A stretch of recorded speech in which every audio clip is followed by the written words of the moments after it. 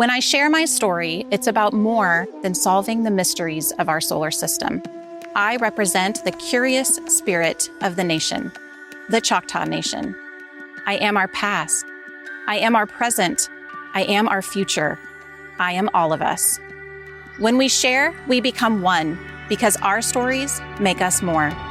Stories keep our culture alive. See them and share them at togetherwe'remore.com.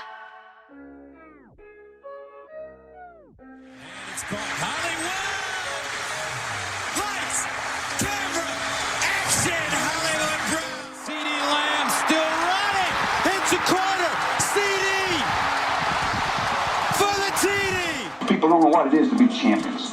Oklahoma invented it. What is up, everybody? Welcome to another edition of Through the Keyhole. It's an Oklahoma football fan podcast. Hello, everybody. My name's Brady Trantham, and we only have 3 of the 4 horsemen right now because the 4th horseman is busy diligently recording the opponent preview podcast for our Patreon page, which you can find at patreon.com/throughthekeyhole. Peyton Guthrie will not be with us tonight because he is meeting with an Auburn writer, blogger, not necessarily sure who, but you can find podcasts like that, extra podcasts, extra writing from myself, from Alan Kinney, who you will hear in the next few minutes. And of course, our, what's it called? The post-game show, the No Cap Recap, where you can only hear that on our Patreon page. So go check that out if you've not done so. We've come to it. It is the week of a return. But before we get there, Matt Burton, say something. Hello. How are we doing, guys? We doing all right? Oh, everyone's doing okay. Alan Kinney. Hey, what's up, y'all? Yep, 3 of the 4 horsemen tonight. What should be good enough to force, I don't know, what do you think, guys? 1 or 2 Jackson Arnold fumbles between the 3 of us. Just look at them and then the football, it's gone, just like our hopes and dreams last year. But it's a new year. The Oklahoma Sooners are 3-0 after a resounding victory on the road against Temple. The Temple, I don't know. It's one of those temples. OU beat them soundly. And they have put their best foot forward going into their initial SEC conference game this Saturday against the Auburn Tigers. But first of all, I wanted to give a shout out to Home Field Apparel, the exclusive apparel sponsor of Through the Keyhole, as well as our other sponsors, the Spirit Shop in Norman. Anytime you need a drink, anytime you want to order something, go check them out. They will deliver to you. So if you're out and about, if you are at the tailgate this Saturday and you need a beer run, you don't need to go running anywhere. You can just call the Spirit Shop.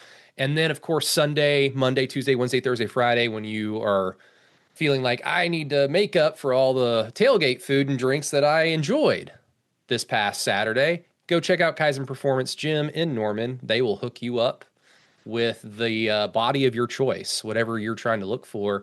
Then, of course, our title sponsors, the Choctaw Nation.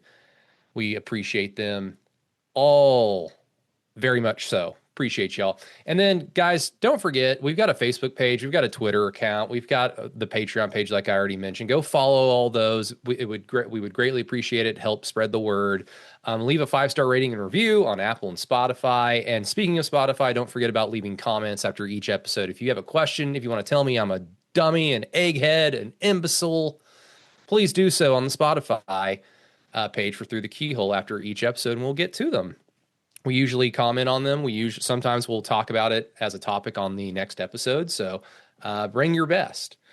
And before I bring in the other guys, because I'm already kind of tired of talking, I do want to at least announce this because it's a unique situation, to say the least.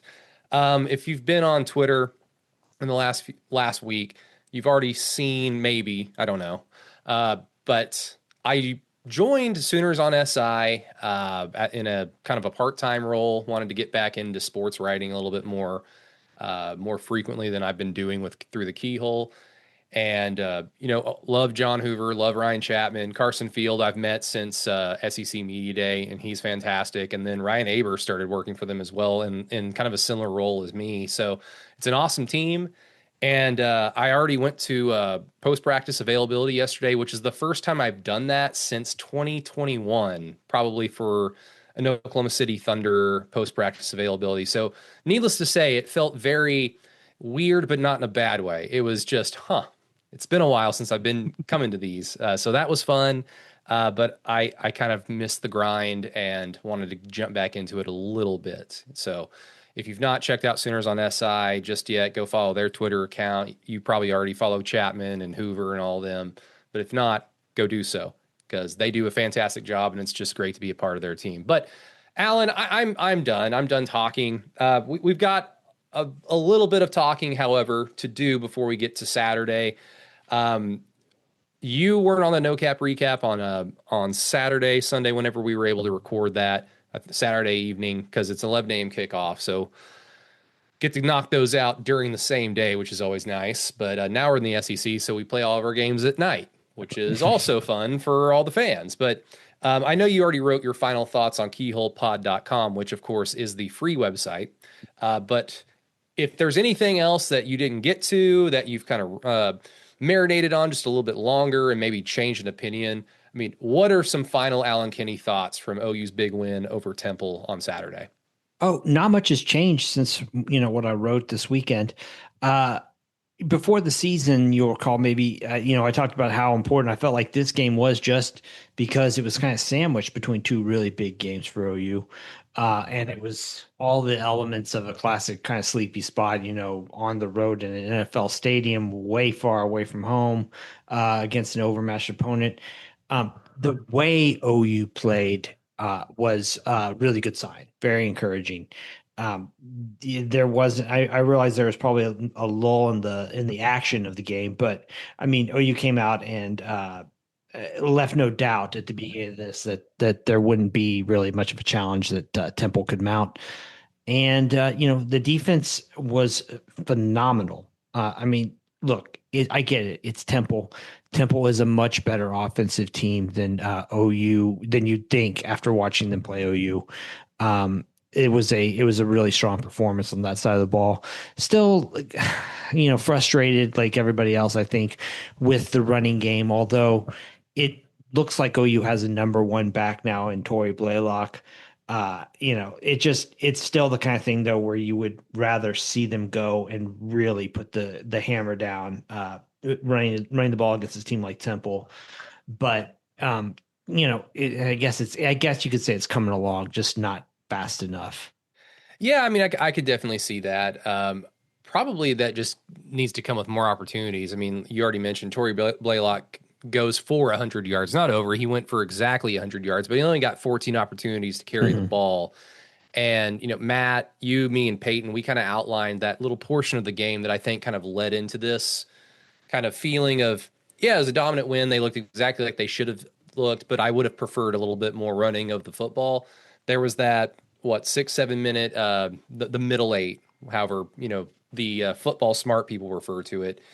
There was that middle eight section of the game where there were more passes than runs. It seemed like, at least from my vantage point, that when you lose Keontez Lewis and his status is still up in the air for Saturday, Brent Venables didn't really get to say anything concrete about if he's going to be able to be available on Saturday against Auburn. So hopefully he is, but it's probably a concussion, so I'm assuming he won't be available.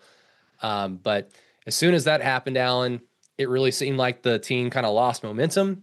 And then Ben Arbuckle tried to manufacture it by throwing more.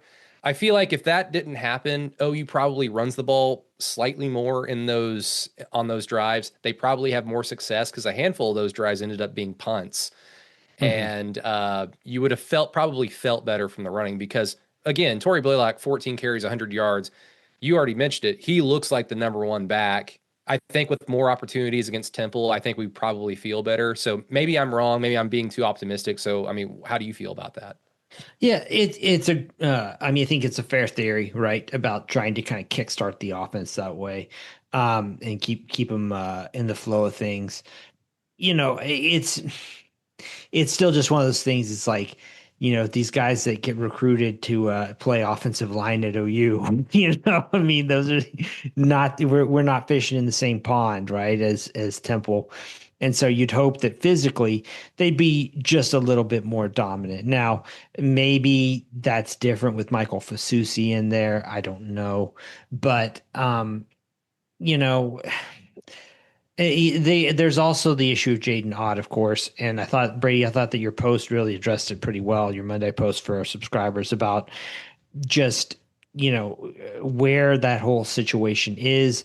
I mean, at this point, I'm not holding out much hope that he's going to be a factor for the team. And I'm not going to get into speculating about, why that's the case or whatever.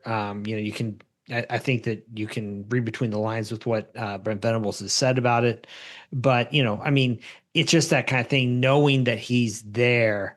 It's one of those things where it's like, damn, like you look at him and if he could get going, man, I mean, he could be such a big weapon for this team. But, it's one of those things where you just, if it's not going to happen, it's not going to happen. You got to move on from expecting that at this point. Yeah, and I mean you're right. The best version of Jade Knott, and that means the best physical version of Jade Knott, the best mental version of Jade Knott, the best emotional version of Jade Knott. All those combined, they make OU's offense better because we saw how good he was 2 years ago when he was kind of at the peak of his powers with all three of those facets. If those light bulbs come on, OU's better for it. If not, and you're right, we don't really need to, because we don't know anything. There's nothing really to talk about. I mean, I will mention I watched one of Josh McCuistion's video breakdowns on YouTube. He does an awesome job from Sooner Scoop. Everybody knows who he is. He did a little highlight of Jade Knott. It was Elijah Thomas reverse towards the end of the Temple game. And he highlighted Jade Knott's just kind of lackadaisicalness on the play as the lead blocker. And even he's kind of making some, not necessarily declarations, but just posing the thought of like, this is now swimming around in my head. So those thoughts are no doubt swimming around in everyone's heads listening to this show. But it is nice that OU's plan B looks pretty damn good in Torrey Blaylock. And Xavier Robinson did get some extra opportunities against Temple as well. He scored a touchdown off of a John Mateer pass. We know what he's capable of. So really, I mean, Matt, I'll throw this at you first. It really just comes down to assuming Michael Fasusi just comes back and is the same type of player we saw against Michigan. You've got a fairly good starting point with this starting five on the offensive line. More cohesion, more reps. They're only going to get better. Auburn's going to present a challenge. It's really debatable whether you want to say Auburn's defensive line is better than Michigan's or vice versa. But I mean, at the end of the day, they're both pretty damn good and present a challenge. But if OU's offensive line looked pretty damn good against Michigan, I'm going to expect kind of the same performance. So to me, it just comes down to give the right guys the correct amount of opportunities. And that basically means Blaylock and a combination of Barnes, Xavier Robinson, and I've heard some reports, some rumors that Taylor Tatum is ramping up, but I'm not holding out any hope. So to me, it just comes down to those three: Barnes, Xavier Robinson, and then a whole lot of Torrey Blaylock. Yeah, I mean, Torrey Blaylock is the best running back. I mean, he's shown that as far as just effectiveness. In the country. Effectiveness, yeah, right. Ever. Brady, don't stop there. No, he's the best running back the Sooners have. Just purely running the football, taking the hand off running the football. He's the best one they have.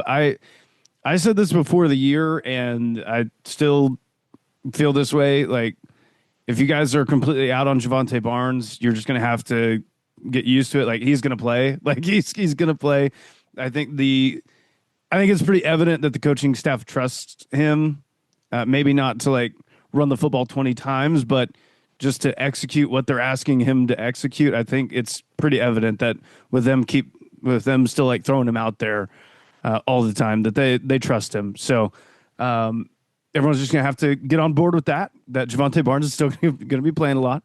I'm still waiting for Xavier Robinson to get going a little bit. I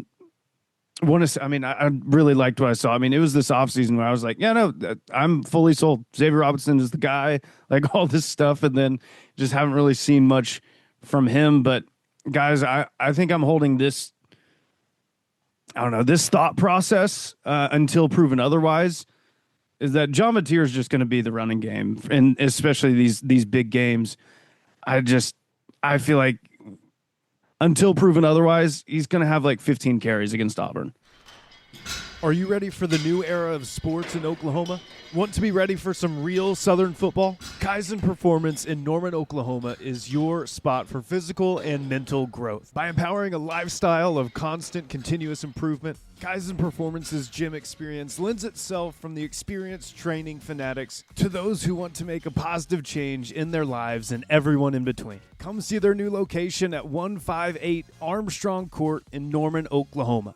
With experienced trainers who understand that every client has individual desires and needs, in-person and online customized training programs and nutrition plans, Kaizen Performance has everything to offer for you to meet your goals. Again, their new location is 158 Armstrong Court, Norman, Oklahoma, 73071. Seriously, Brady works out there, and so does Peyton when he comes to home games. Come work out with us and get ready for the week-to-week grind of real Southern football. Kaizen Performance, Norman's own local gym where your goals are a workout away. Well, that kind of reminds me, we don't need to rehash what we maybe what I yelled about on No Cap Recap. We'll let our patrons be able to enjoy that exclusively. But Alan, anything you wanted to bounce off of from the No Cap Recap regarding the conversation about John Mateer whenever he takes off and runs? Anything you wanted to disagree with or add on to? Yeah, I mean, I've kind of come around more on the idea you kind of gotta just let him do what he does. I just wish maybe the way to put it would be, I wish he would avoid the unnecessary hits, if that makes sense. Yes, that's fair. Yeah, I mean, taking a shot to the head on the sideline late in the game, no need. We don't need that. 51-yard untouched to the house. I'm okay with that. I think that's a great way to use his legs personally. Run that play against Run the touchdown play. Run the touchdown play. Damn. But the other thing, and is talking about alternative sources of getting the ball going on the ground. I mean, I look at those like pop passes, and jet sweeps. I mean, in a similar light, and as kind of like the horizontal running game, so to speak. And I mean, OU's been running those really effectively so far this year. I know how much people hated those during the Jeff Lebby years, but we're talking about, I think, a little bit of a different beast here right now. And so when you factor in all that, I mean, the running game it's fine. It's one of those things I wish they could just line up though and hammer somebody. That's just the way I like it. Trying to kill me with reminding me of Lebby and those reverses to players who are fast in a straight line. So I guess it makes sense. Well, let's hand them the ball when they're running sideways and then have them cut up field. But cutting up field is hard. I mean, there are some awesome football players that cannot cut. And I mean, it's very apparent when they're not able to at a very fast speed. Boy, those were some bad days. They could get to the sidelines pretty quick, right? Unfortunately. Well, I mean, one of them, he scored a touchdown for Oklahoma State a few weeks ago. Gavin Freeman? Yeah. I think he scored against UT Martin, I think. Were you guys weirded out by that tweet from Oklahoma State this morning or yesterday? Did y'all see that? Which one? Was it the darkest sky? And yes. Oh, yeah. Ominous, man. Yeah, Keyhole Pod's Twitter account. I don't know who tweeted that one, but whoever did, that one was funny. It is a cry for help. So if you've got an Aggie friend or family member close to you, please reach out to them and console them. I did want to one more thing about Temple, and this kind of came from Matt. This came from your co-host Tyler Neal yesterday on my radio hit. And Alan, I wanted to pose this to you, just from the standpoint of something I was looking into with the Temple game, and mainly what it represented. OU wins big game. And then under Brent Venables, they typically fall flat on their damn face. And it's just Temple. UCF sucked 2 years ago, and that didn't stop OU from almost losing to them in Norman. So, and hell, they had a bye week, I think, in between Texas and UCF, right? Yep.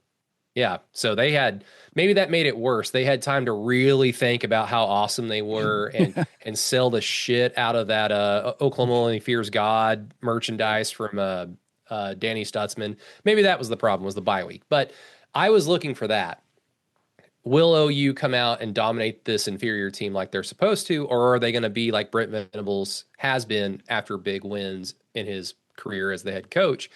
Well, they were awesome. Well, Tyler Neal on my radio hit yesterday pointed out that on one of Brent's one of his coaches shows, whether it was probably the one that he does immediately after the game when he's just going through the entire game on TV.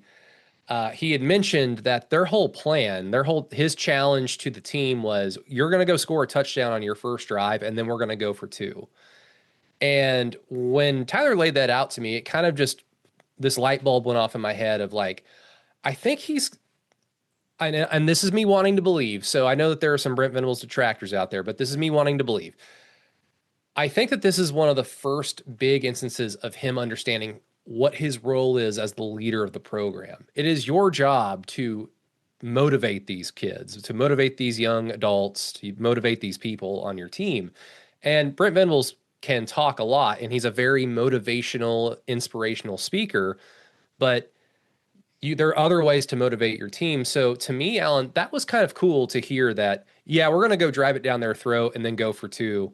And then they did that. And you could tell it bled into the entire game up until Keontez Lewis got knocked out towards the end of the first half. So I didn't know if you knew that, but I hadn't heard that, but yeah, that's actually a good anecdote though, man. Like, I mean, look, they played sharp football to start that game. Again, that's not what I expected. You know what? I mean, that's a college football thing too, right? Like you don't, a lot of times in these big cavernous pro stadiums, when you're playing an overmatched team, you just don't get that kind of performance. And they came out and looked just sharp from the start. That's good, you know. But the thing too about it is like you can tell there's a lot of like competition. You look at how many players are, I guess, pardon me, on the defensive side of the ball too. I mean, which is a pretty good motivator in and of itself, you know, kind of competing for time there. Because, I mean, they're not hesitating to rotate, which has been, a nice change of pace from the past few years when, you know, I think that first season, 2022, like, you know, David Agwebu and Danny Stutzman each played almost 1,000 snaps that season, you know. I mean, like, that part of it's nice, you know. Yeah, absolutely. And you know, a big thing with Brent Venables going into his fourth year is he growing as a head coach? And I'm chalking that up as that is an example of, yes, he is. Fingers crossed, man. Yeah, go ahead. Sorry. I was to the thing that happened, the thing that we talked about for the Temple game, right? The letdown games, right? After the big games, that was the big talking point throughout the week, right? Huge win against Michigan. Man, Brent Venables, his whole time, not been great after huge wins for OU. I think now we're staring down the barrel of the second thing that Brent hasn't been good at, when there's like a big narrative around a game. Like, obviously, Jackson Arnold coming back to Oklahoma, right? If there's like some sort of personal, I'm not going to say vendetta, but just like some sort of like personal narrative surrounding the program, not been great at it. I'm looking at Tennessee last year, right? Josh Heupel coming back to Norman, right? All this stuff. Shane Beamer coming back to Norman, having Davis Bevel take fucking victory knees at the end of the game. I'm talking the last bedlam, right? You know, like there's Missouri last year, you know, with the Eli Drinkwitz kind of giving it the big one, and fucking just I hate Eli Drinkwitz, but to me, they're like, can Brent win one of these games where there's kind of like an overarching narrative, surrounding this game? It has not gone well. Yeah, I mean, which leads us right into Auburn, of course, because there is going to be the narrative of our old friend Jackson Arnold coming back to Norman. So, to set the stage, R. Mason Thomas didn't win his appeal. Surely by now everybody understands that and knows that. So there will be no R. Mason Thomas for the first half against Auburn. And like I mentioned earlier, Keontez Lewis, Brent Venables didn't really, I think he said we're hopeful that he's able to return or something like that. So it's a concussion. I'm assuming a week off because especially with this medical staff who has erred on the absolute side of caution, I would be shocked and very surprised if Keontez Lewis was available this Saturday. Especially So with it's the gonna, bye week next week too. yeah, and so it's going to come down to, the cast of characters with Deion Burks, Isaiah Satania, who had an awesome game against Temple, and then a guy like Zion Kearney, who had a few catches against Temple early on in the game, not at the end of it when it was well over, but when the game was kind of in doubt, still technically. He seemed to have made some strides with the coaching staff, practicing hard. So that was good to see because he was probably the only offensive player, skill position player that, other than Xavier Robinson, that we were somewhat happy with at times last year. Not all the time, but at times. So Yeah. that was good to see. And then, of course, Giovanni Gibson. Ben Arbuckle talked about him. Stoya has mentioned for the last few weeks he thought maybe Auburn, maybe probably Kent State. The way it sounded from Ben Arbuckle, not that he said anything definitive. I'm just assuming, like Matt mentioned, with the bye week, it seems very likely that they probably looked at it and said, you have one more month of recovery, and that month is September. So once we get into October, for Kent State or OU Texas, maybe that's when he's able to make his debut as an Oklahoma Sooner. So hopefully. And then, of course, the other big news out from Brent Venables' press conference was Troy Everett, the now backup center, but team captain. One of the team captains is unfortunately out for the year. Jake Michaela supplanted him during the Michigan, or right before the Michigan game, and has played well. But now, Allen, whether it be R. Mason Thomas, the receivers with Keontez Lewis' status up in the air, or Troy Everett going down, which of course he's not the starter, but that depth is just being kind of gutted at that position. So where would you want to start with those three position groups? I think we should start with receiver, just because to me that might be the one place where it's a little bit harder for OU to make up for the loss of Keontez Lewis.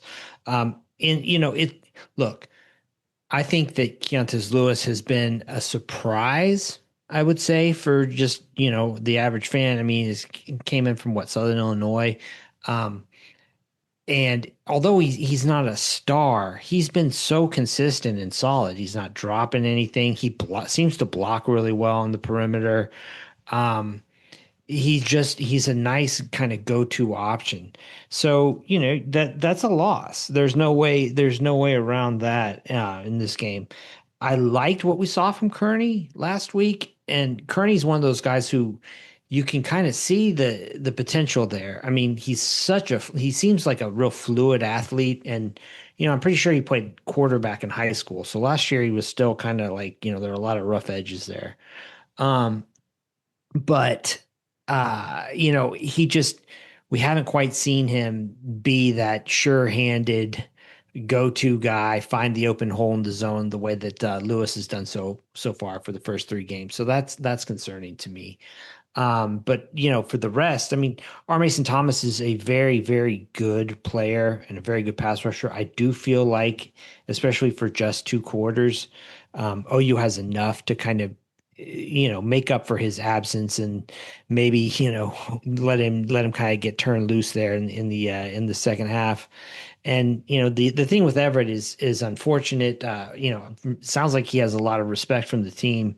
At this point, though, you're talking more about a depth piece, because it seems like they're pretty solid with Michaela on the first line of the depth chart. But now you're talking about, if Michaela goes down, what happens? Do you move Wee-Woo over to center and plug Ryan Foje in a guard?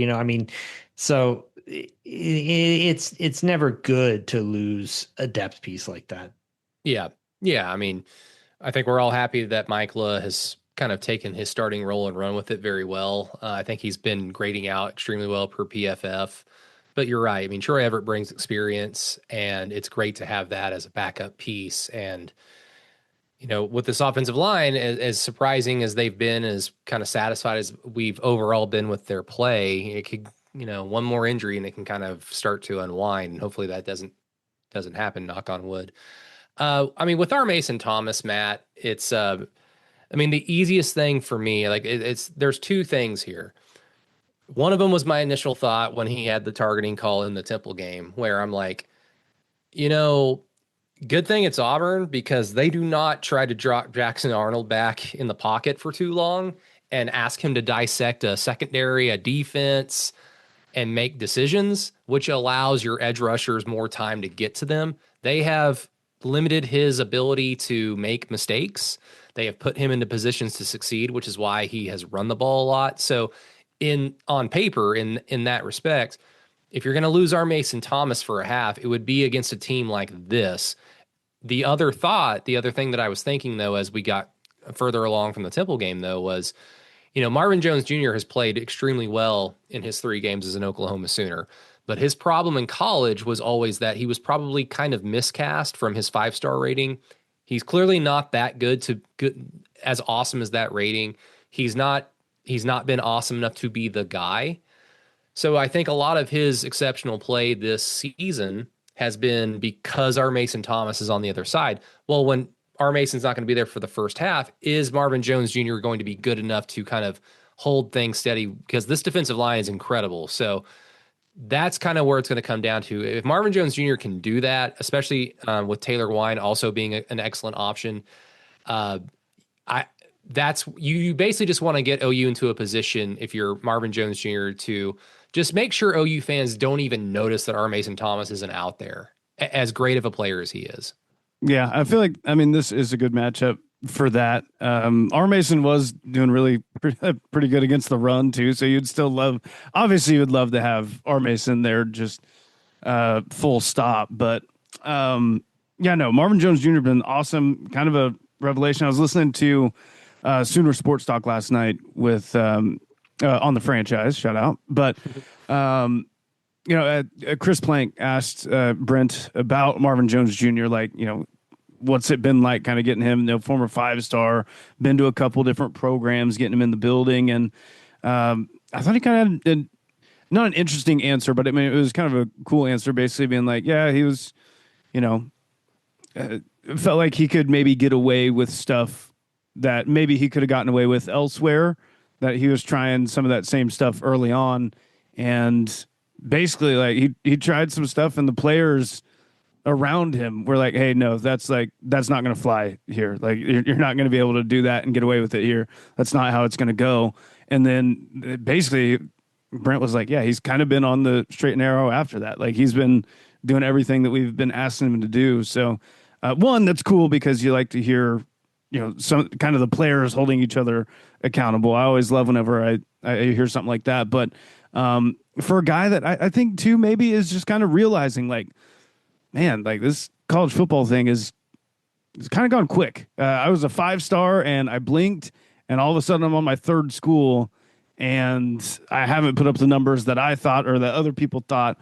I feel like maybe that can kind of settle somebody down and really have them lock in as well. Now, we've seen people transfer a bunch of different places and it never really works out, but I think that could be a case of this, like guy realizing like, man, I really don't have that much time left and I got all the ability in the world. I need to just, lock in and really, make an impact finally. So that, as far as whoever's on the other side, like Taylor Wine, PJ, right? I think Brent. PJ has been good. I know. And especially against the run, right? Against the run too. And hey, Auburn's going to try to run it. Like, they're going to try to run it. They're not going to have Jackson Arnold throw it 40 times on Saturday and think that they're going to get a win. So, have those guys, for a half, and then get arrested. Or Mason Thomas going against some tired legs in the second half, and hopefully you've built up a lead, and maybe they do have to drop back and throw it a little bit, and R. Mason can kind of get busy. Well, on top of that, Alan, because I wanted to throw this at you as well to kind of hammer home why I think it's going to be talked about for the next few days, because it is a talking point with R. Mason Thomas missing the first half, and R. Mason Thomas is a phenomenal player, and Matt's right, he's been awesome against the run. So it is a loss. It's a big loss. But to hammer it home, R. Mason Thomas is a better player right now than David Stone. If David Stone was missing the first half, I would start to be a little worried, if that makes sense. Because I'm just thinking about this from a matchup standpoint of how Auburn's going to try to attack Oklahoma. If you're losing someone on the interior, because the interior of the defensive line is where I think the strength of OU's entire team is, that to me would be a tad bit more detrimental than losing R. Mason Thomas for a half, even though individually R. Mason Thomas is a better player than David Stone, if that makes sense. No, it actually makes perfect sense. And, thinking about it too, I mean, that I think that the interior of Auburn's offensive line is also their strength. If I remember correctly, just in terms of how they've kind of allocated stuff and what they're doing there. So, I mean, I think that that's a fair point. And I mean, you can also, there are things you can do to kind of take a good pass rusher, kind of out of the game. Now they're great to have, and the fact that you have to do those things to take a pass rusher out of the game is, kind of an issue for an offense in and of itself. But when you're talking about the interior, I mean, those two dudes, they're going to be there no matter what. You know what I mean? Like, there's no getting around them. So yeah, no, I'm with you. I'm with you there. And, it feels to me, you also need more kind of, I think, bodies to rotate at those interior spots too. And I mean, that's what OU's been doing. I mean, under Brent Venables since 2022, because like you had already mentioned, I mean, a few players had to play every single snap that OU was on defense that year. Yeah. But I mean, against Temple, you had guys, I think Reggie Powers played 40 plus snaps, and he was by far the most. And then you had a few guys play 30, and most everybody else played 20.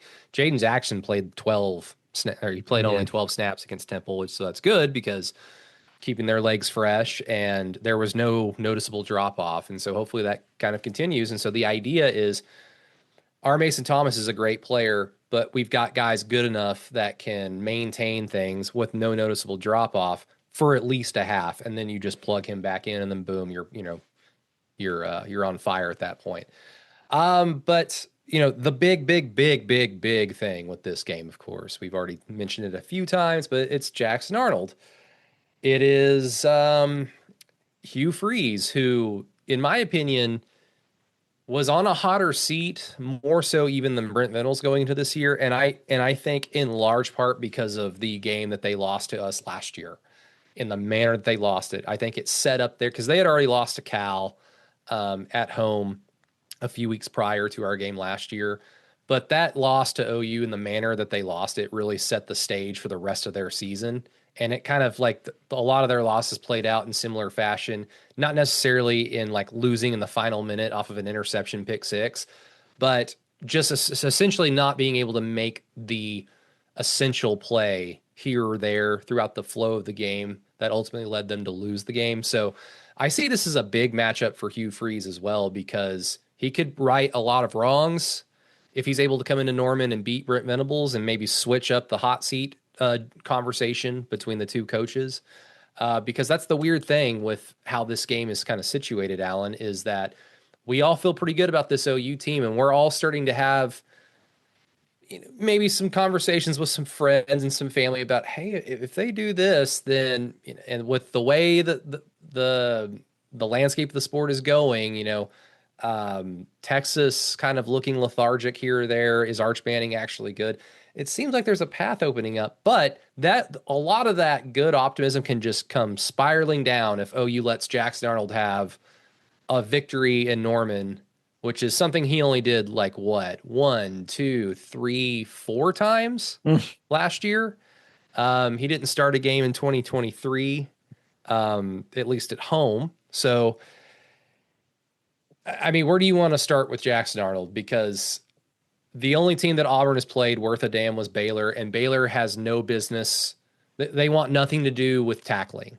So, like they are what they are. He is what he is. OU's defense hasn't forced a turnover just yet, but they're phenomenal. So, I mean, what's going to happen, Alan? Yeah, it's your point about Hugh Freeze is really interesting to me, because I think too, you could even like pinpoint with Freeze. It wasn't just how his teams were necessarily losing. It was that like he didn't do anything at quarterback last year. I mean, they were stuck with Peyton Thorne, right? And this year, the big acquisition was Jackson Arnold. And I get it. I know the pedigree that Jackson Arnold has, but man, if you watched him last year, and that was your your big acquisition at quarterback, like it just doesn't make a lot of sense, does it? Like, so I mean, look, the thing is, Auburn has a really good team around the quarterback position. There's no gain around that. I mean, there are going to be challenges for OU. I think really on both sides of the ball here. Uh, uh, but it's noticeable to me watching Auburn play this year that they're still concerned about Arnold, the same kinds of things that we saw last year, putting the ball on the turf. They really are not putting him in any kind of position where he's making throws where in there's a chance that he'll turn it over. I mean, his stuff like you look at, for example, one of the stats that PFF does is A dot average depth of target. I mean, his right now is like 7.8, which is fairly short. I mean, that's similar to where he was at OU last year, but that was over the course of the season. So that was after he started OU started playing the Ole Misses and the Alabamas and the LSUs.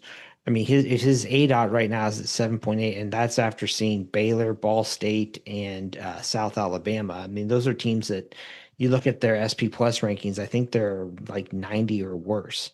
So the fact that their passing game doesn't look a little bit more advanced than what we're seeing so far kind of tells me that they're having trouble executing that.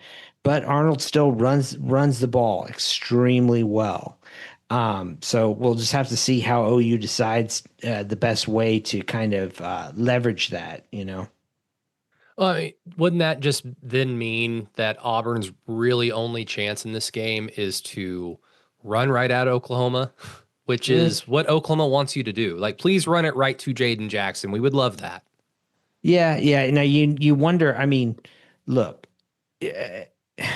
a guy like Cam Coleman. I mean, he can still do some damage on like go ball. So maybe you try to figure out a way to get him, 1-on-1 down the sideline to where you can make you get a little bit of a safer throw that he could make, that Arnold can make. I mean, maybe, I don't know. It's but Brent Venables seems to be very good, at taking away the things that you like to do. And I mean, in this case, the quarterback run game, it being one of the strengths of that team, that's something that OU seems pretty well set up to defend.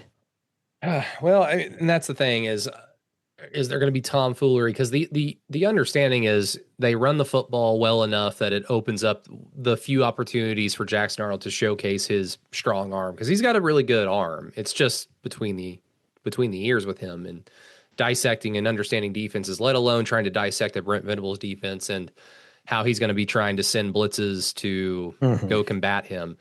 But with the whole Jackson Arnold thing, Matt, I wanted to go back to something you had talked about a little bit earlier in the episode about Brent Venables' inability to win games that have some weight to them. Let it, like, big game, there's different types of categories of games. This is a big game because it's a conference game. OU's undefeated, and they seem to have some good momentum. And if they're able to beat Auburn, I think it will justify in a lot of people's minds that, no, this is truly a good team. Like, they look pretty damn good, because this offense has only improved week in and week out. So if they're able to win, it probably means that the running game is even better, that other guys step up if Keontez Lewis isn't available. John Mateer still looks fantastic, one of the better quarterbacks in the country. So all those things would happen if OU beats Auburn. But, even going back to last year, like you had mentioned, with, losing to Shane Beamer, who used to be an OU assistant, losing to Josh Heupel, who is a favorite son of the program, losing to Theo Weiss, who used to be a receiver here, and he had a phenomenal game against OU in the game-winning touchdown. Losing to who else? Who else they lose to last year? Oh, they lost a lot. They lost to Ole Miss. They lost to LSU. Essentially, if you had some emotional connection to OU, if there was that thread to pile on to the competition that was about to commence on that Saturday against OU, OU allowed that player, that coach, to have like their selfie moment. Like, Yep. I beat OU. I did it. And this would be absolutely detrimental if Jackson Arnold had that selfie moment on Owen Field. It would, to me, losing this game is more than just losing a game, because OU can, on paper, they can lose to Auburn and then they can beat Texas and then we will all forget about it. You know, we were like, okay, and then go on the road. And if they beat South Carolina, no, it'll be disappointing, but it's like, okay, well, it's a hard schedule and it's the SEC. But there's just another box Brent Venables can check with this game if he's able to stifle Jackson Arnold and essentially say, like, love you, man. And you're, like he's always said, your best football's in front of you, but not today. Plain and simple, man. The more that we talk about it, the more that everything gets brought up. I just don't think Brent can lose this game. Like, I don't think that you can afford to lose this game, especially with the fans. Like, if you want to keep the fans on board, I think the Michigan game was a good starting point to kind of get them to put one foot back on board. But if we know anything about OU fans, OU football history, OU fans do not like being bad at football. Last year, they were fucking horrible at football. And staring them across the face on Saturday is one of the reasons why they were bad at football last year. I just don't think that Brent can afford to lose this game. You can't, man. You can't lose to that mustache. I mean, let's just right, call it exactly. for what it is. But you can't lose to the quarterback that led you to the worst offense in school history. That can't happen. Like, the more we talk about it, that's just kind of where I'm at with it. Like, I mean, is he improved? Maybe, yeah, because the circumstances around him are better, right? He has a healthy offensive line. He has healthy and really good receivers, like all that stuff. So he's improved by, stuff around him. But whenever I've watched Auburn, man, I went back and watched the South Alabama game. I think we all watched the Auburn Baylor game. Like, I just still see the same sort of issues, man. Like, he just very indecisive. He won't just like sometimes like the ball is glued to his hand. Like, he just won't let it go. Like, he won't let the pass go and let it rip. Holding on to the ball too long, getting sacked. Still a pretty good runner, but I mean, man, I just still see a lot of the same problems. But sometimes now he has guys that can actually go make plays, right? Like, I think that's the only thing that's kind of different. So I mean, for me, that's where I'm at. Brent cannot afford to lose this game. Like we talked about, Missouri and Theo Weiss, Eli Drinkwitz, Tennessee, Josh Heupel, Shane Beamer, and Davis Bevel out South Carolina. Like, you can't afford Caden Green at Missouri. Yeah, Caden Green at Missouri as well. Like, all these sort of like personal connections where, like you said, Brady, there's some weight to this. This one to me kind of takes the cake because, again, like I said, this is the quarterback that for a majority of the season was leading you to the worst offense in school history. And if you turn around 1 year later and lose whenever you've replaced him with a really good quarterback, right? He's 944 yards through 3 games, one of the betting favorites for the Heisman right now after 3 games, and you lose. I don't know if OU fans will be able to kind of swallow that pill. Yeah. Yeah. I mean, which also reminds me of the other little phantom looming over OU last year. And we've discussed this back then and how it's technically incorrect, but it's something that existed. Oh, you let Dylan Gabriel walk out the door and said yes to this guy, and now look at your offense and look at Dylan Gabriel. So it's just, last year was just bad for everybody connected to OU, unless you played or coached somewhere else and had OU on the schedule. So this could just right a lot of wrongs. It doesn't confirm that OU is a national title or a playoff contender by any means. It gets OU a step closer to that conversation, but it would exercise some demons in that respect. So, I mean, Alan, to me, and it's really hard because you're right. You'd already laid it out. Auburn's extremely talented. They've got great skill position players. They've got great interior line of scrimmage players, but based off watching them play, it really seems like against their competition thus far, they could get away with essentially hiding Jackson Arnold or putting him in positions to be a efficient game manager He's not a game manager because he's got athletic ability to him. He's special in that regard, and he can win you games in situations with his legs. I just don't see a way unless OU lays an egg, which of course, if you've watched OU football for a long time, that is certainly on the table. Hopefully not this year, but it's on the table. Unless OU lays an egg defensively, they can't do what they've asked Jackson Arnold to do, run or pass or lack thereof against OU and expect to come out with a victory. I don't see it that way. Yeah, I mean, if you're not able to make plays in the passing game, no. And you got to think that that's where this is going to end up going, right? I mean, last year, for example, I mean, they damn near beat OU really just kind of, I mean, they were very methodical and then, hit OU over the top a couple times, right? I think that OU, they're going to have a harder time. They're probably going to have a harder time doing that this year. One of the reasons being that they've got a nice running back now, but the guy they had last year, Hunter, right? Yeah, he was good. He was good. Yeah, exactly. He was real physical. I mean, he's tough to bring down. I don't know if they have that same kind of back there. So, and I don't know. I mean, they've also got a quarterback who we've seen is just more prone to panicking.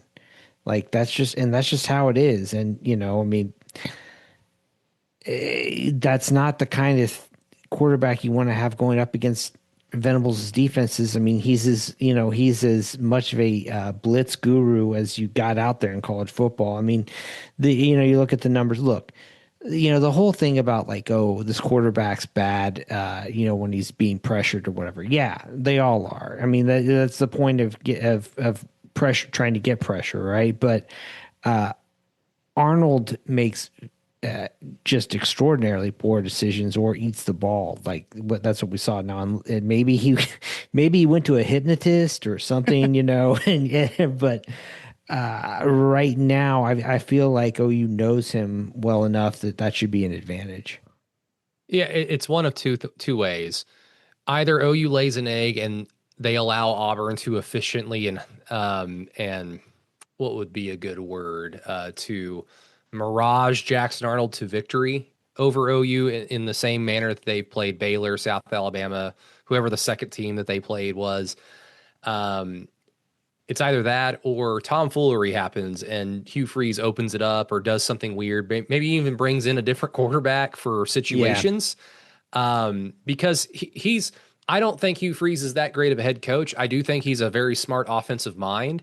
And so he, of course, if I'm a dork podcasting that they can't do that against OU and expect to win, then he knows that too. So I'm expecting something weird, but it's incumbent upon OU to basically do what they did to Michigan, which is essentially tell Michigan, you're not going to be able to do that against us. And Michigan's like, you're right. Never, no, thank you. So if that happens, then it should lead to a routine Sooner victory, which we all hope. Which brings us to the score prediction sponsored by the Spirit Shop in Norman. The Spirit Shop has been Norman's source for wine, beer, and spirits since 1976. We feature the biggest selection and best prices in town. Thousands of different wines, beers, spirits, and more. Live in Norman, we deliver all over town, every day, usually in under an hour. Let us bring the party to you. Go to our website and order online at www.thespiritshop.org or give us a call at 405-321-3100. That's 405-321-3100. In from out of town for the game? Come see us at the corner of Main and Berry, just 2 miles east of I-35. Take the Main Street exit and browse thousands of fine wines and hard-to-find bourbon in store. Thank you again to the Spirit Shop, our friends there. Alan, who do you got and why? Yeah, I'm going 23-17 OU. That's probably a lower scoring game than a lot of people are expecting. But I mean, OU's defense, the way that they're playing, is, right now it's just with absent, OU turning the ball over and a favorable position for Auburn, or, or even giving up a touchdown on special teams or something like that. I mean, it's hard for me to envision just about any team getting more than 21 points against OU. So if OU can get out to, get up to over 21, I feel pretty good about this game. So I'm taking the Sooners 23-17. That would be a very interesting score.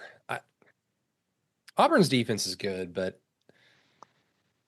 so is Michigan's, and we all kind of left that game happy with the offense, but clearly like, oh, they left points on the board. So yeah, hopefully more than that. But hey, Sooner wins a Sooner win. Matt, what you got? I've got 30-17 OU. I'm not gonna lie, man. I was watching that South Alabama game. I was not very impressed with Auburn's defense. They were kind of getting carved up at times, especially through the middle, like through the air, through the middle. And I was Which is where John Mateer thrives. By the way. He's been really good. Now, we'll say would like to have Keontez Lewis if he is available to catch some of those in the middle, but I mean, South Alabama was putting together a couple drives, and it would end in like a hilarious turnover. It's just like, well, all right, never mind. They had something going there, and then they just kind of gave Auburn the ball directly. So I don't know. I wasn't crazy impressed. They will have probably the guy that's going to get drafted higher than anyone on the field in Keldrick Falk, the edge rusher there for them. So they got that going for them, but. I was not really that impressed with their secondary all that much. So this one, hopefully that Michael Fasusi is back for OU. So, that can bolster that offensive line a little bit.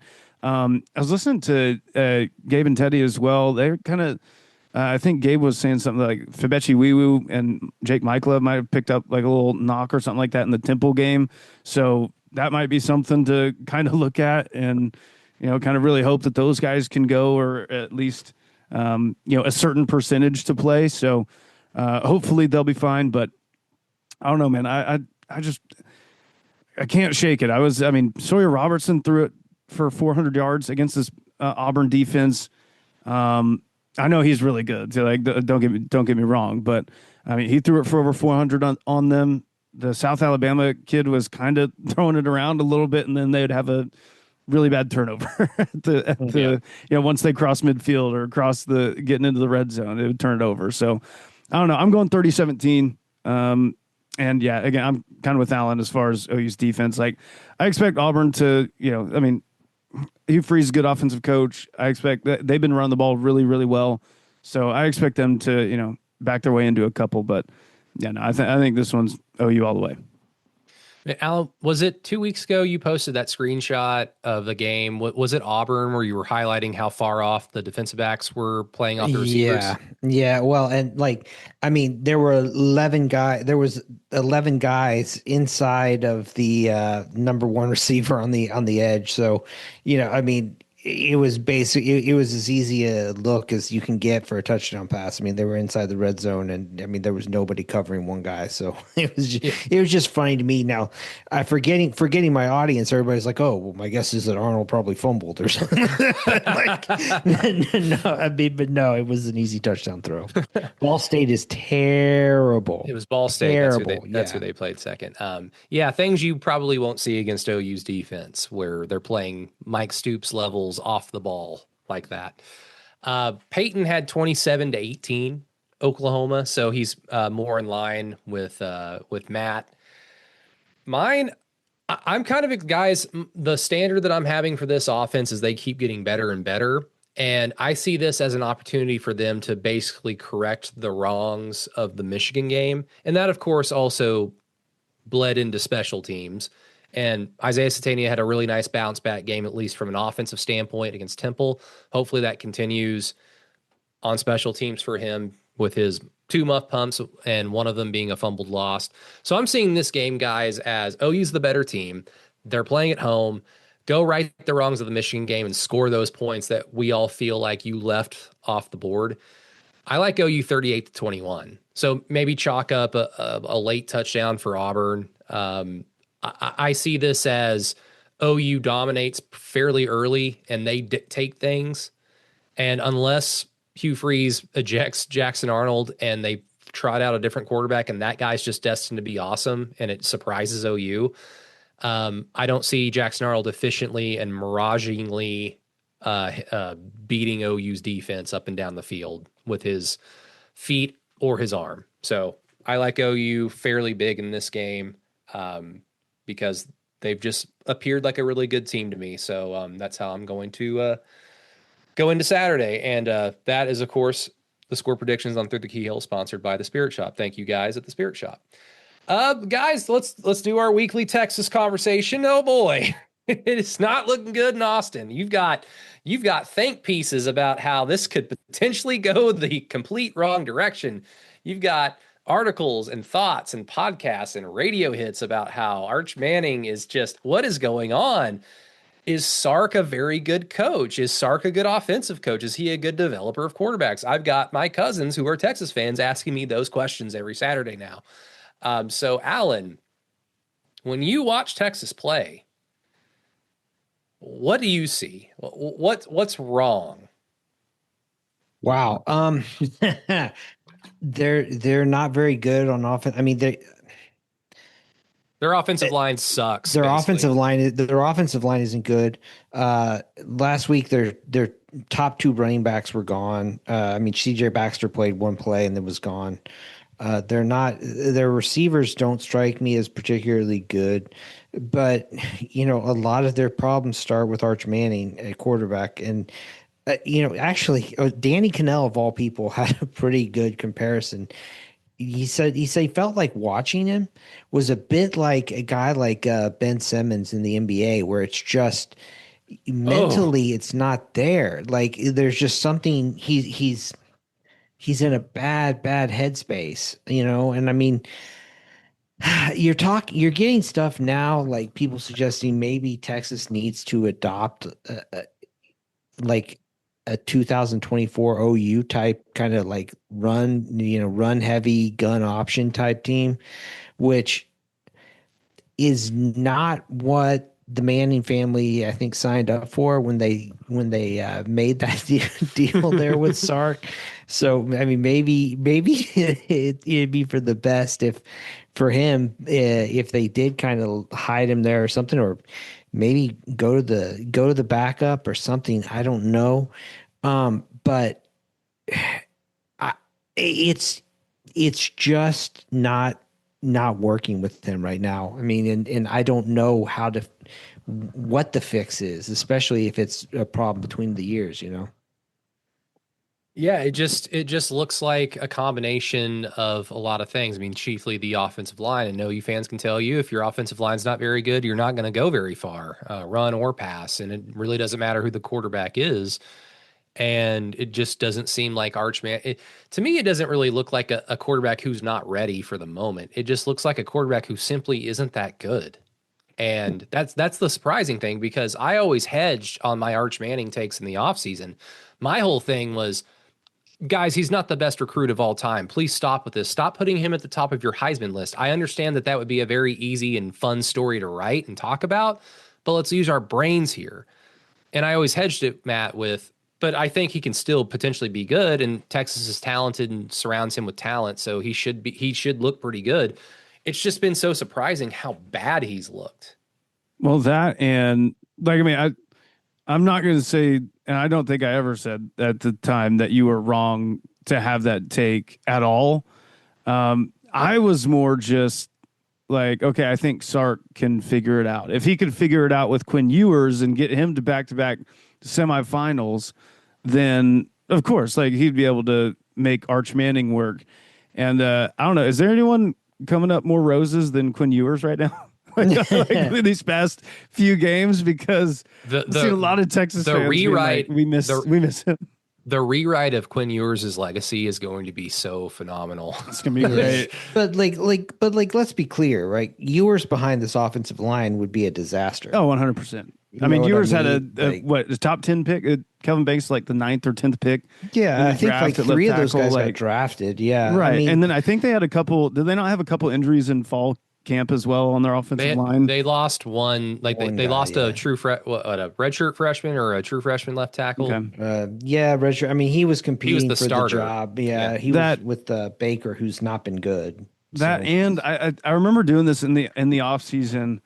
I don't have my note still with that, but just the sheer amount of people that Texas has put into the NFL these past 3 seasons. Remember, in Sark's first year, they did not have one single draft pick. They had 0 draft picks at Texas, and then after that, man, it's been like 15, 12, 15. Like, I mean, they just keep pumping those guys out, and then also, like, man, Quinn Ewers had Xavier Worthy. He had like all these Adonai Mitchell, right? Last year he had the Matthew Golden, Silas Golden, like those guys. Wingo. Yeah, Wingo's still there. We still got Wingo, Yeah. but Wingo's just not a number one guy, you know. Yeah.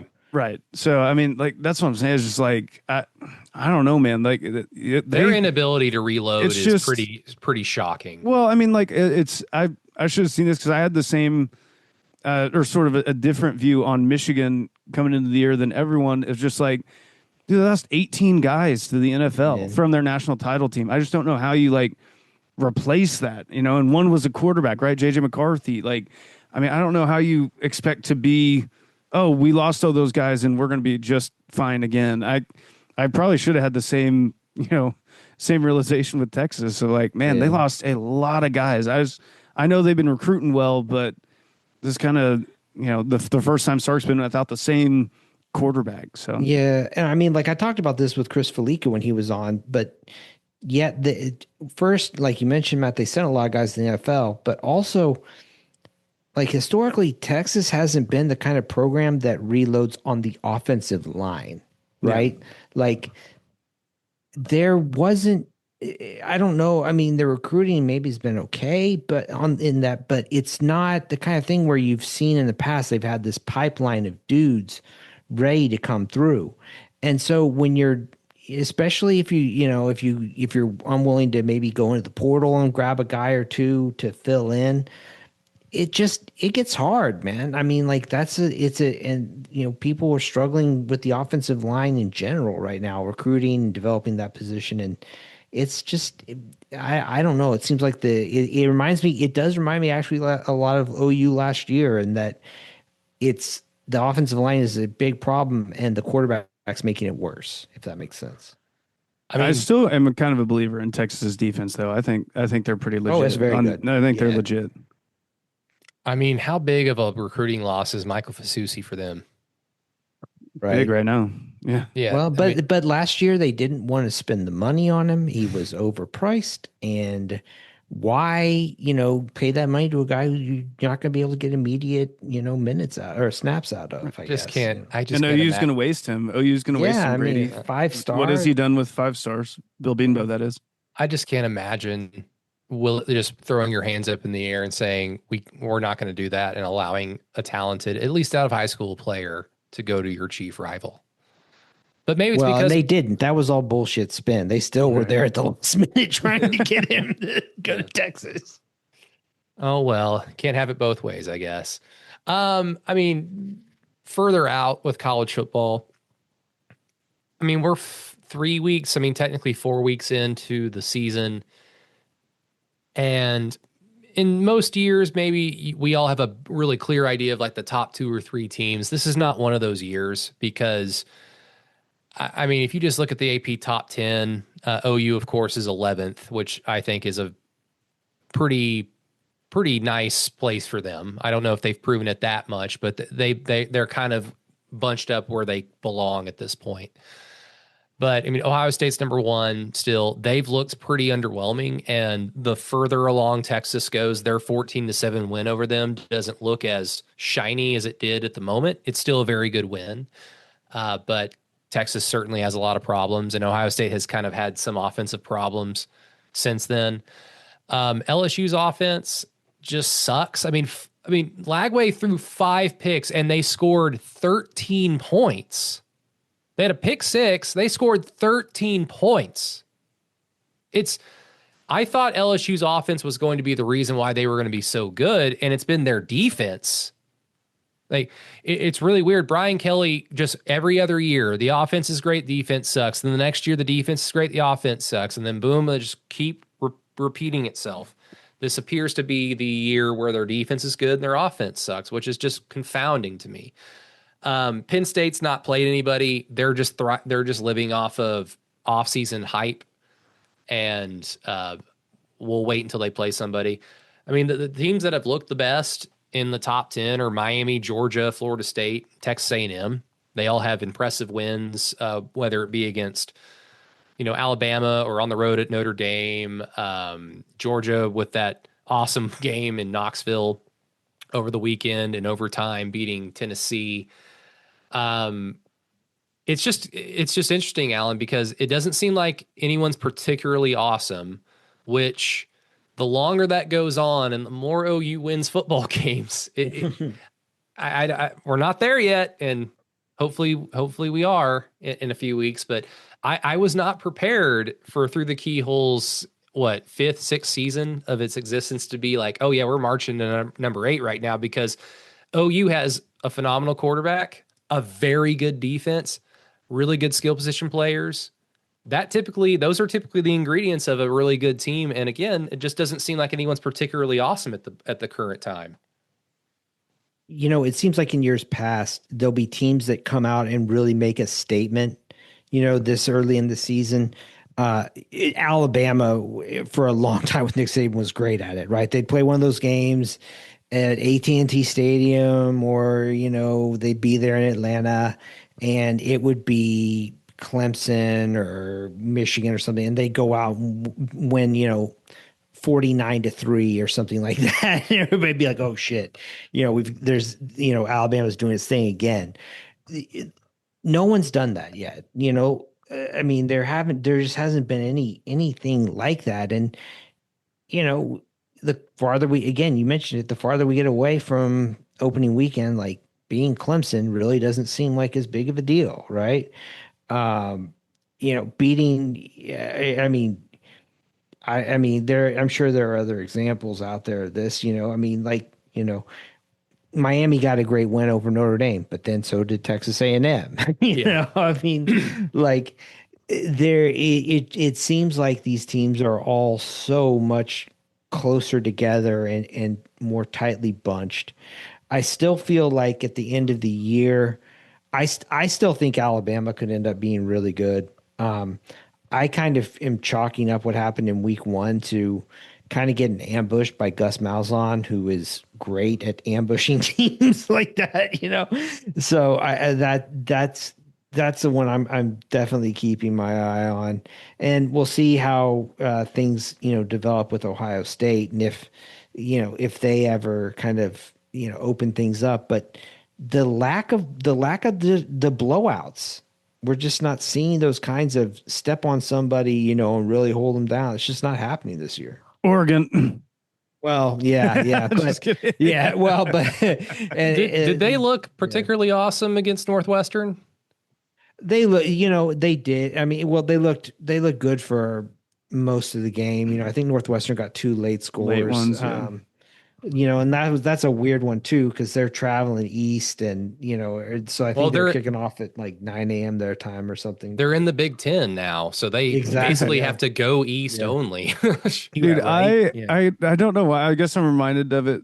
I got reminded of it again, but the wind off of Lake Michigan from oh my god! And in that stadium where they're playing now, it's crazy, man. The flags are just stuck like horizontal. Yeah. It's just like, oh my god, are you playing a football game there?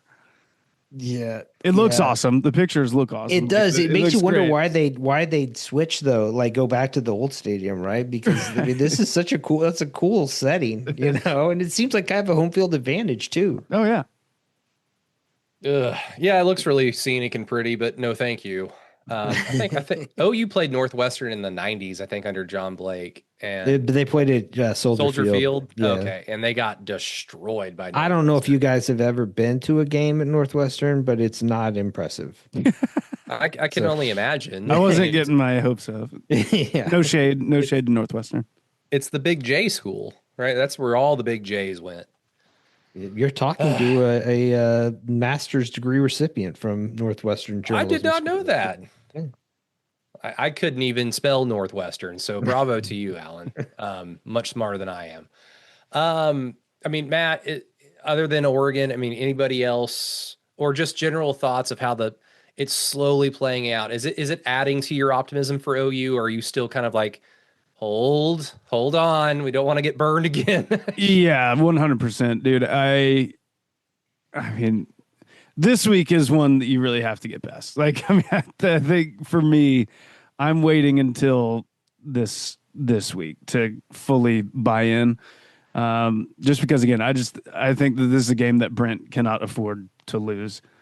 So we'll see. I mean, hey, you start off if you take care of business this week, obviously you get a bye week, then you kind of roll through Kent State. Anything can happen in the Cotton Bowl, man. And if you're 5-0 heading into the Cotton Bowl, and if Arch is still struggling, like, I mean, you know, a lot was made about Florida and their offense sucking, but I think Florida's defensive, especially defensive line, has got some studs. So I think they were making things a little bit tricky for LSU. So that's going to be an interesting one before OU going to the Swamp and having to deal with that defensive front of Florida with the way that Texas' offensive line is looking and the way Arch is looking. Obviously, like that's not going to be any small feat. So you can catch Texas at a good time. We'll see. I didn't put this on the show notes, so my bad, but it's kind of easy to bounce off of, Alan. I mean, 2 Power 4 coaches fired after 3 weeks. Brent Pry at Virginia Tech and Deshaun Foster at UCLA. I mean, as it pertains to OU, are there any players on these rosters that OU fans should be like, oh, the portal's open. Would you like to be an Oklahoma Sooner? Yeah, I mean, I'm sure there are. I don't know if there's anybody that you're going to go grab right now. I mean, like, I don't even know how that's supposed to work, right? Like, I think the guy be in school.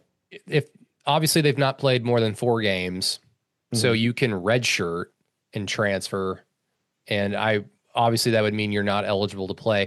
I don't can players transfer when their coach is fired and be eligible to play, or do they essentially have to sit the rest of the year out? They can't just go in the middle of the season and play somewhere else, right? Okay. Right. The thing that I thought was interesting too, Pete Nakos put it out, but I didn't click and read the rest of the article, but he said like an interesting wrinkle of this is that UCLA hasn't started classes yet. Yeah, they're on quarters. That's right. Yeah. That is true. Yeah. Yeah, but like if you're a UCLA player and you want to come to OU, I mean, how far is OU into classes right now? Like, is it even possible to, but look, these 2 won't be the last this year from what I can tell. And so there'll definitely be guys out there that OU is interested in.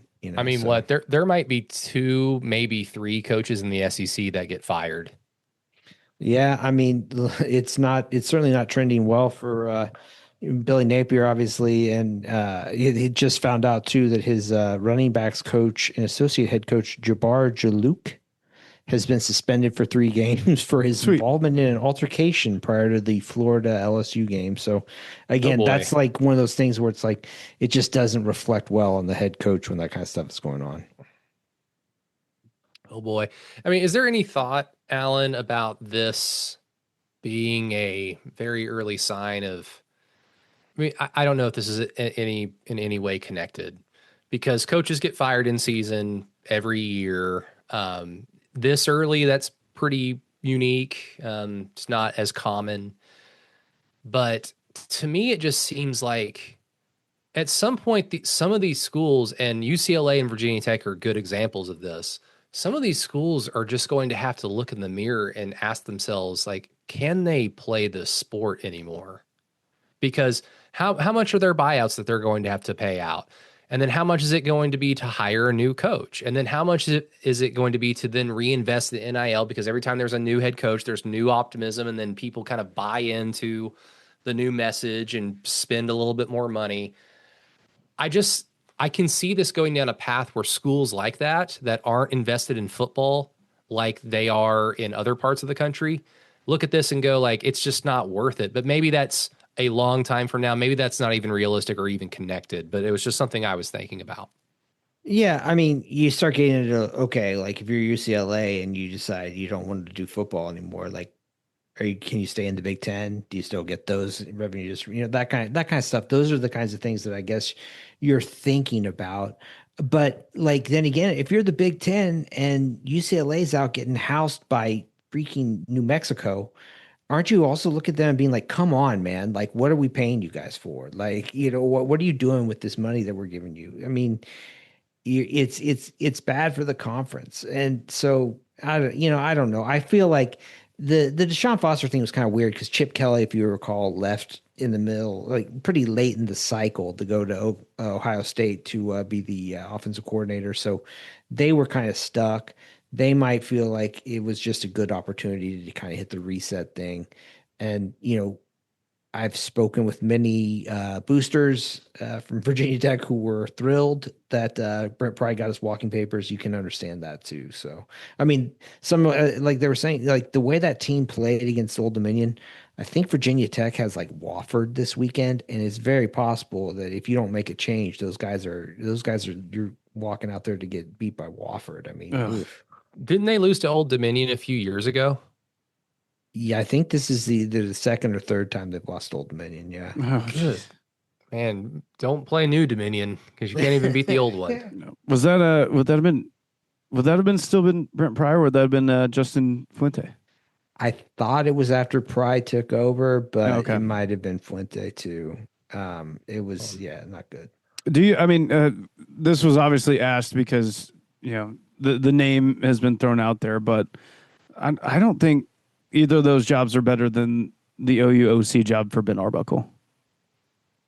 I mean, I guess it It depends comes on the down money, to right? Right? Yeah, absolutely. Like It his comes- career, but really what it comes down to is how motivated is the individual to be a head coach? right. Or do they want to be a head coach at all costs or at any cost? Or do they want to be patient and wait for a job that they know that they're good enough to be a head coach right now, but it's like, I'm going to put myself in the best position to succeed. And if that be the case, then yes, OUOC is better than being a head coach in this current landscape than those two head coaching positions, in my opinion. And also, I think UCLA hits up D'Anton Lynn again to try to be. I mean, Yeah, I had a lot of success as the DC there. I think that would make so much sense. yeah. That's one. I mean, it's just such an interesting case there, though, because it seems like it should be a great program. They can't win. I mean, they never do. So who knows? Oh, I looked it up. So, oh boy, this is, bless his heart, Brent Pry's first game as the head coach, a loss to Old Dominion. Yeah, that's right. His last game is Virginia Tech's head coach, a loss to Old Dominion. Fitting bookend, right? Yeah. Gosh. This is the slippery slope because he started off 3-8 in the ACC in 2022. Then he jumped up to 7-6 in 23. And it's like, okay, there's some building blocks here. They were, let's see, did they beat anybody of note? They did not. I imagine Virginia is a rivalry Yeah. or Pittsburgh. Yeah. Like they beat those teams. Let's see, they were not particularly close to Florida State. They got blown out by them and Louisville. And then the next year, it's like, okay, maybe you can go 8-4, something like that. They go 6-7. So, I mean, that's kind of what was staring Brent Venables in the face after 6-7 in his first and his third year. If you do these back to back, it's really hard to come back from that. So that's why OU's early start on the good side is good for not just the program, but for Brent. Guys, any other final thoughts at all? I think I'm good. Yeah, no, it's good. Peyton put out the Patreon episode with, let's see, it's Mr. Taylor Jones of Auburn Wire. You can find that preview pod on patreon.com/through the keyhole. It's only 21 minutes, so an easy little extra keyhole podcast to listen to on your morning commute after you've listened to us, of course. But appreciate Peyton for doing some extra work for the patrons over at patreon.com/the keyhole. Also check out Keyhole Pod, everybody. That's the free website where Alan puts all of his columns, the blatant homerism columm, his post-game thoughts, all that and more. Facebook, Twitter. Follow us on social media. We'd greatly appreciate it if you haven't already. And then, of course, Apple Podcasts and Spotify. Leave us a 5-star rating and review. We will greatly appreciate it. And don't forget to leave comments on this episode on Spotify. We will also appreciate that. But for the absent Peyton Guthrie, Matt Burton, Alan Kinney, who holds a master's degree from Northwestern University, and myself, Put Brady some Trantham, respect on my name, damn it. yeah, who holds no, I am not a master. I am not a master of anything. I just have 2 bachelor's degrees because I couldn't decide. But for myself, Brady Trantham, everybody, thank you so much for listening to Through the Keyhole. Until next time. Saturday.